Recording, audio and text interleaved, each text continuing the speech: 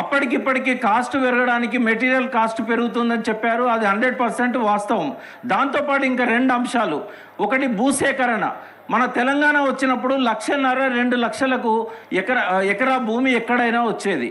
కానీ కాళేశ్వరం ప్రాజెక్టు 2016లో మనం DPR submit చేసే నాటికే ధరలు బాగా పెరిగిపోయినాయి. మనం 6 లక్షలు అందులో చూపెట్టాం.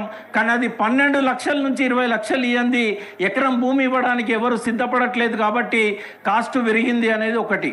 రెండవది ఏంటంటే ఎక్కడ ఏ ఎమ్మెల్యే వచ్చి ముఖ్యమంత్రి గారిని అడిగినా కూడా వాళ్ళ నియోజకవర్గానికి 1,00,000 ఎకరాలు, 50,000 ఎకరాలు, 30,000 ఎకరాలు ఇట్లా ఇచ్చుకుంటూ పోయాడు. ఎందుకంటే 2014లో మేము రాసిన మేనిఫెస్టోలో ఆ రోజు కడియం శ్రీహరి గారే చైర్మన్గా ఆ మేనిఫెస్టో కమిటీ ఉండే, నేను సభ్యునిగా ఉంటిని.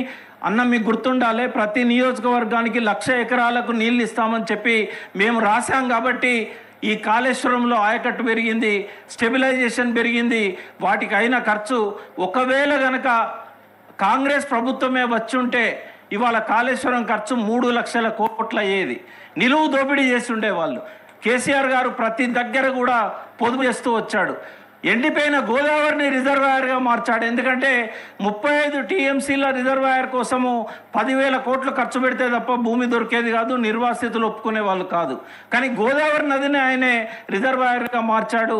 చాలా పొదుపు ఆయన పాటించాడు. ఒకవేళ కనుక కేసీఆర్ గారు 3వ టీఎంసీ కోసం ప్రయత్నం చేయకపోయి ఉంటే మన నీళ్ళన్నీ కూడా కావేరికి మొదటి హక్కు వచ్చేది, రాయలసీమలో ఉన్న పెన్నా డెల్టాకు మొదటి హక్కు వచ్చేది, మనం ఆ నీళ్లను పోగొట్టుకోవాల్సి వచ్చేది.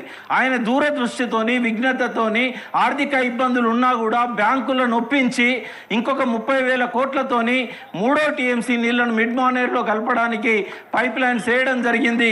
దానివల్లనే 20,000 కోట్లు పెరిగింది. దానివల్లనే 20,000 కోట్లు పెరిగింది. ఒకవేళ కేసీఆర్ గారు కనుక తుమ్మిడిహట్టి ప్రాజెక్టును ఏమీ మార్పు చేయకుండా, రీడిజైన్ చేయకుండా అట్లాగే కట్టి ఉంటే, మెటీరియల్ కాస్ట్ ఇదే కాంగ్రెస్ ప్రభుత్వమే కనుక ఆ పని చేస్తే, అదే కాంగ్రెస్ ప్రభుత్వం కొనసాగి ఉంటే 2 లక్షల కోట్లు తుమ్మిడిహట్టి బ్యారేజ్కును ప్రాణహిత సుజల స్రవంతికి పెట్టేవారు.